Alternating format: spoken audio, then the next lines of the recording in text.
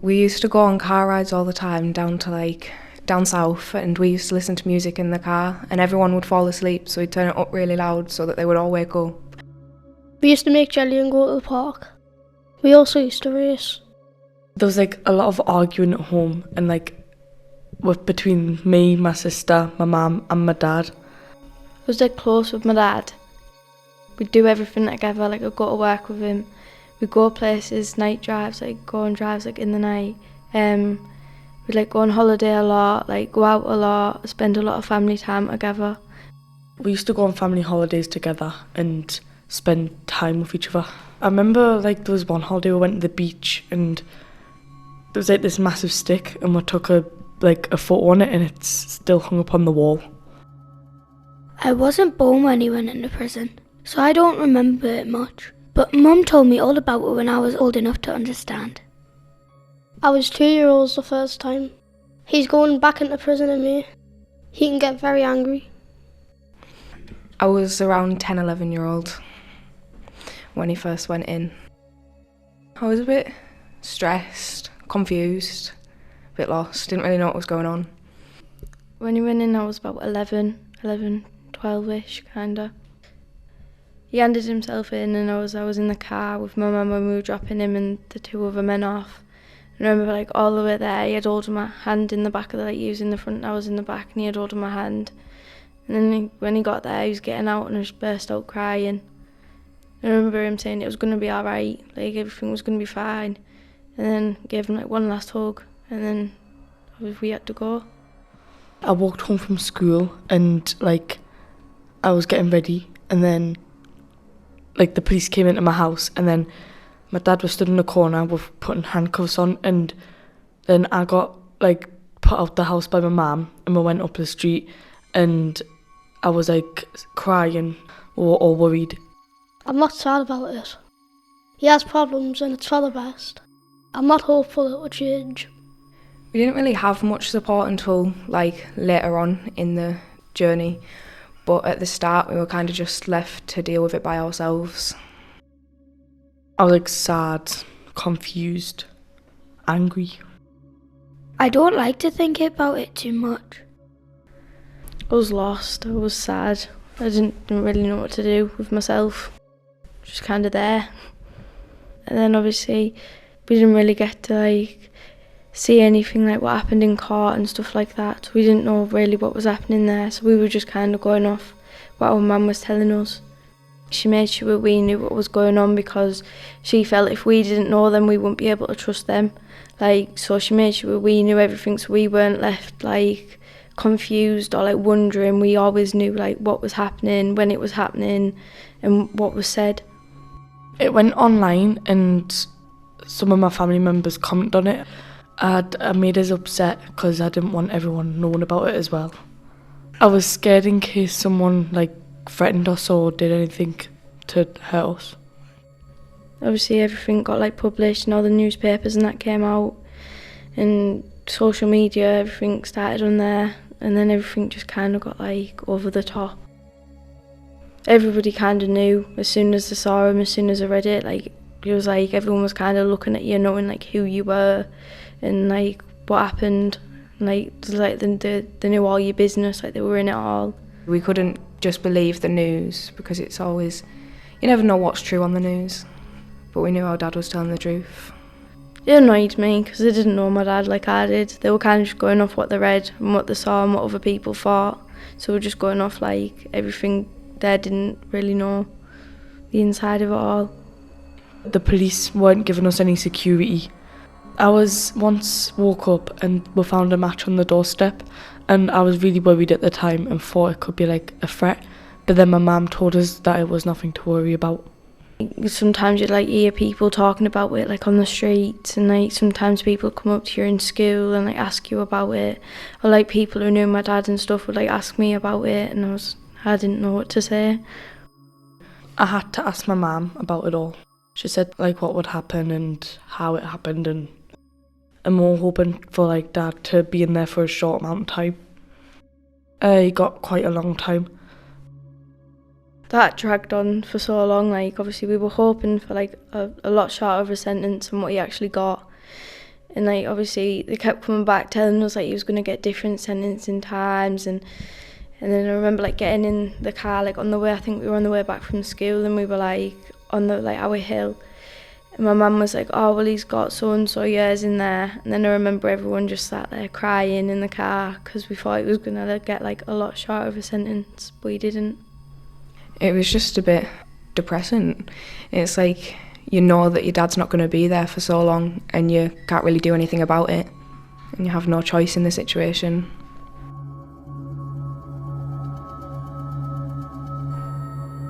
I think the first couple visits I've like kind of forgotten because it's like tough to think about, so I kind of just block it out. But I remember I used to hug him, and that's when I used to cry rather than when I leave, because it was nice to have like the closeness to your family, and you don't get that often when he's in there. So obviously when you hug him, you've got it back for a bit, and it just makes me a bit upset sometimes. It was huge, and the workers there were very nice. I remember having these friends that I used to see. When he was in the first prison, which was a remand jail, so he didn't stay there for long, the visits were nicer. They felt more like intimate. You were closer to each other, and the walls were really bright. And when you're younger, it's nice to be surrounded by like the bright environment rather than the quieter, more dull ones. I've only been on a visit once, and we went to, I think it was Durham, and it was like scary and dull when we were outside of it and like walking in, but there was like little paintings on the walls, but it still was like creepy, kind of. And we used to do family visits in the old prison, and we used to be able to bring our homework and stuff, and he could help us do it. And it was like he was actually out there helping us with our homework like he used to. But obviously now he's not out there and we're doing it in there, so having that type of visit, it can really, really help you feel more normal, more like a family again. I remember going over and you had to like go through all these like metal stuff and that, and then we got over and we had to wait a bit before we came out, and obviously we were sat on the chairs so we could see him getting tapped down and that before he came out. And I remember everyone just running over and giving him a hug, and everybody was crying. And it got to the time we left, and then everyone just started crying again, and like nobody wanted to leave because we knew it wouldn't, like the visits would take ages again to be able to actually see him. And in the prison he's in now, the visits just feel distanced and you feel more separated from like your family, and the walls are quite dull. It's just quite grey, and it's not the nicest for like younger kids and stuff. He calls me every week, but the line isn't good enough, so we spend a lot of conversations repeating ourselves, and it's really frustrating. We're going on a visit next week actually, me and my sister, but obviously we have to spread out the visits right now because you're only allowed 3 visitors at a time, and my little sister takes up a seat now, so we have to like take turns on who can go. I love the visits when I get to go. Like obviously it's contact visits now, so I get to hug him and like give him a kiss, and like happy, like there's a little bit of like happiness coming back, like oh I get to see my dad this week. It's just like they're like you're looking forward to the day that's coming to the week. The visit itself was like, it was fun, but it was like scary at the same time because of how big it was. It just feels like weird to know that like someone's in like a dark place like that.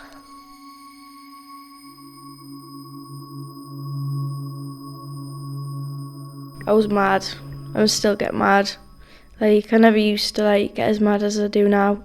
Like I used to be the most laid back person ever, and now I just get mad at like the slightest things because I started lashing out at everyone when my dad went in. I don't think it affected me as much as it does now because I was younger and I didn't fully understand everything.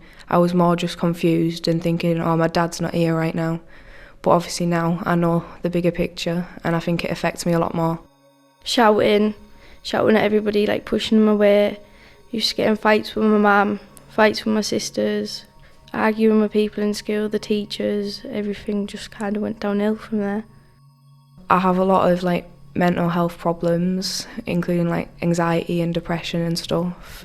It like makes me really sad to think about some of it, but more about my family and what they're going through rather than myself. And then obviously anxiety, it just affects me with big crowds and being in school and like going out places with loads of people around. It can really stress me out. Like crying a lot, feeling alone and struggling to open up to people.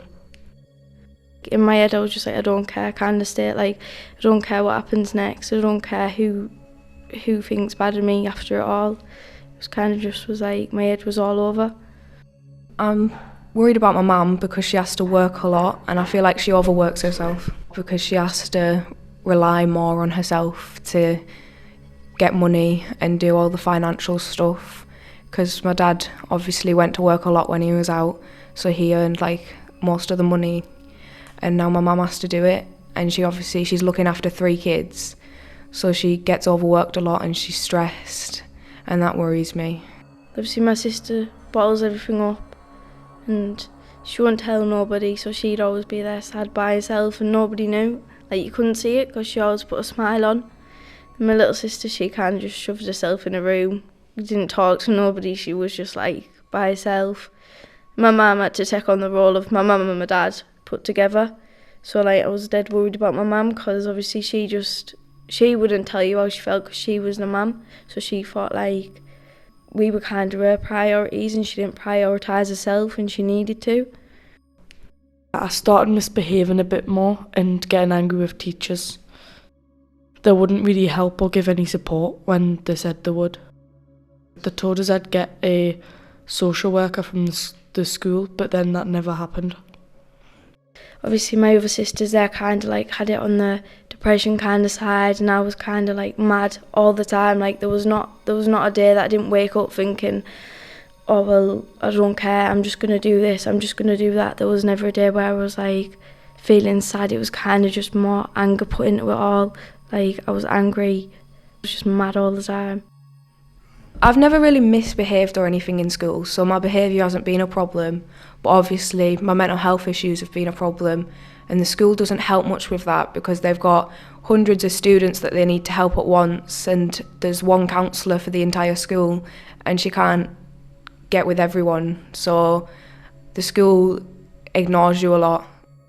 Well, I'd just gone up into secondary when my dad went in, so I just gone up into year 7, and like obviously it was going alright when I first joined, and it got like a couple of weeks in and I just started like truanting my lessons. I didn't want to go to lessons, I didn't want to go to school, I didn't want to listen to nobody, I didn't like nobody telling me what to do. I hated it. Like if I wasn't suspended, I'd be in the isolation room. If I wasn't in there, I'd be suspended, and if I wasn't in any of them, I'd be truanting my lessons, or I'd be arguing with somebody, or arguing with a teacher, or I'd be fighting with somebody. And the school didn't really work with me at all. They were kind of just like throwing stuff at me and saying I was using stuff in it, like using my dad as an excuse to kind of like get out of my lessons, but I wasn't. Like I was trying to like hint to them that I needed help, but they weren't helping me. When I tried to talk to them, they'd always say go back to your lesson, or like I'm not ready to talk to you, or I'm busy at the minute. Sometimes they would like phone home and like say that I was misbehaving, and on my reports I'd always get like things saying that I was distracted in lessons. In year 9 we had a couple sessions, and once those sessions were over, like we didn't get any support past that or before that, and I kind of needed it, but I didn't get it. Just someone to talk to, because I bottle up my feelings a lot and I don't feel like speaking to my mum and that about it, because I feel like she has enough on her plate already. So I wanted to speak to someone who maybe was more qualified to listen to you speak about it. And then the counsellors that they gave me from school, like they were kind of just like talking to me like I was a robot, like I wasn't a real person, like I was kind of just there. And they were like throwing paper at me, like saying, oh, read this will help you, but it didn't at all. Like I'm more of a like talk to me and it'll help me instead of throwing paper at me kind of person. Some teachers take the chance to get to know you and they actually start liking you as a person, and I feel like a lot of teachers should do that, because if one teacher has the time in the day, why don't the rest of them? It'd have been nice to have like that someone there instead of like everybody, like I had one person, then I'd have another person, and nobody had ever like stayed just to like speak to me. It was like none of them took the time to get to know me enough to like know me. They should give more like opportunities for young children to open up to them. Like if they didn't shout at you and actually give you a chance to talk instead of seeing that they're busy all the time.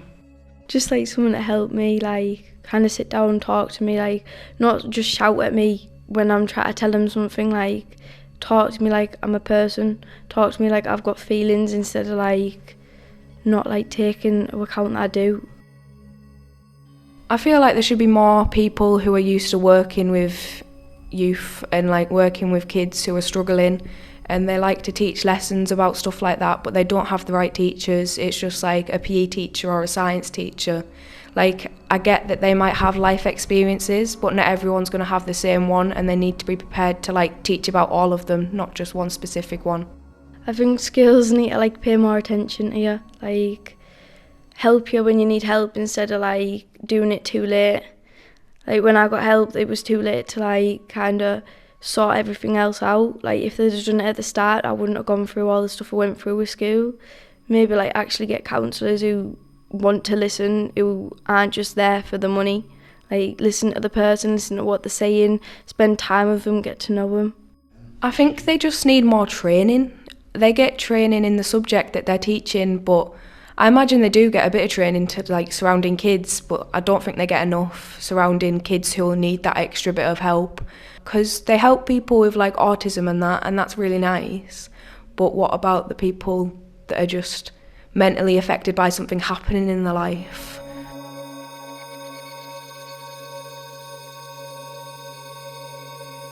We have a key worker in school now. They help us make a new timetable, and we also have NEPACS to support us.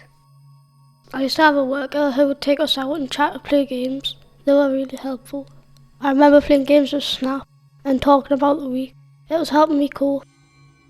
We had social workers, and they like told my mum that there was a company called NEPACS, and then they got us involved with them, and we started doing Friday Zoom calls every week. My mum told us about NEPACS the day before my first trip with them. The first trip, it was at 11:30, we were going to the metro to go to the cinemas. It was a good trip, and I liked it after because it was near Christmas time and we got chocolate at the end. Distraction, like from the bad stuff, and to have someone to talk to other than family members and friends. We only recently started getting support from NEPACS, and that was like a big help, especially for my sister, because now she knows that she has people she can contact if she needs to speak to them. And we go on trips, and it brings us closer together, because we know that obviously when you're on those trips and you don't know people, you rely on the people you do know, and you rely on the closeness to each other that you've got, so it brings you closer. We used to talk about like how we'd feel, and we did this thing with our hands where we had to rate how our day was, and then we used to play Roblox sometimes as well. We went to a residential. I was scared to go on the zip line, and we all went swimming. NEPACS also helps us feel like safe, and it's easier to open up because they work with other young children as well, and they'll understand it more. It helps me meet people who've been through the same thing and not feel so alone in the whole situation, especially if they're younger kids, because you know, I was in that place once, and you're like, it isn't just me. It was just fun, and it made us feel like good to know that there was other people with the same problems. It feels like you have somebody there, like you aren't just by yourself all the time, like it gets your mind off it, like taking you on the trips and that, it makes you like feel that you're not alone because everybody else that you're going on with is in the same boat as you. It was nice because I knew like they wouldn't judge me because my dad's in jail, because theirs is as well, so I knew I wasn't going to get judged by nobody because they were all like the same as me kinda.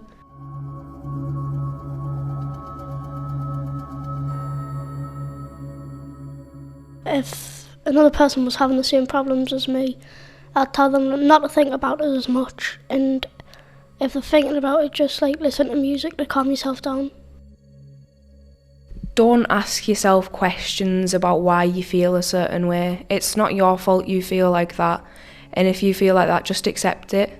There's not much you can change about it. Everyone feels differently about the situation. I'd tell them to like not keep things to themselves, because then they'll end up alone and they'll explode with the feelings. Don't take everything you've got for granted. When my dad was there, I thought, I'll always have my dad. And then when he left, everything just like became a struggle, because I kind of took him for granted, thinking he'd always be there, but he's not always going to be there. Take it off your mind and like do something else. Draw and stuff. Listen to music and play games with your mums and stuff.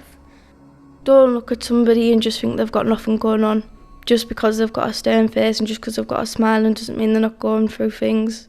And don't lock yourself up alone by yourself, because it never ends well. You should speak to people, or if you're feeling a bit down, just say, do you want to come watch a movie with me or something? Just know you've got those people there for you. Don't sit by yourself and dwell on it. Talk to people, get yourself out there. Be happy instead of being sad. Don't sit there by yourself and be upset. Be happy, go out with people, take your mind off it all.